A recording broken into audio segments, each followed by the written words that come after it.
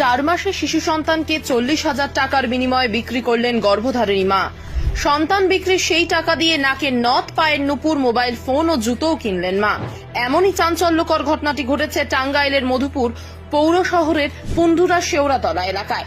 ফেসবুকের পরিচয় সূত্র ধরে তাদের বিয়ের কিছুদিনের পর থেকেই রবিউলের অসচ্ছলতার কারণে স্বামী স্ত্রীর মধ্যে মনোমালিন্য দেখা যায়। অবস্থা বেগতিক দেখে রবিউল সংসারে শান্তির প্রয়োজনে বাড়ির পাশেই ঘর ভাড়া নিয়ে বসবাস শুরু করেন।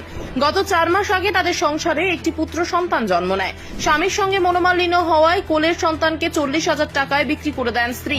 স্বামী রবিউল ইসলাম বলেন, আমাদের ছেলে তামিমের জন্মের পর থেকে সংসারে অশান্তি নেমে আসে।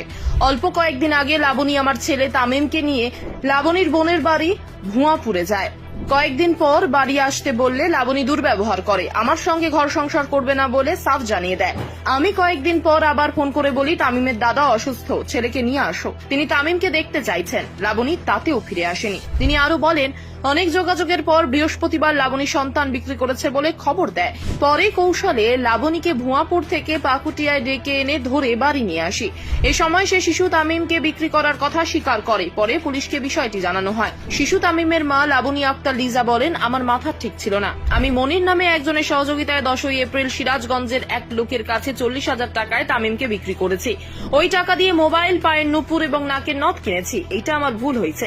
17ই এপ্রিল সন্ধ্যায় স্বামী থানা পুলিশকে ঘটনা জানালে শিশুটিকে উদ্ধারের জন্য সারা রাত অভিযান চালিয়ে শুক্রবার 18ই এপ্রিল ভোরে তার মায়ের কোলে ফিরিয়ে দেওয়া হয়েছে।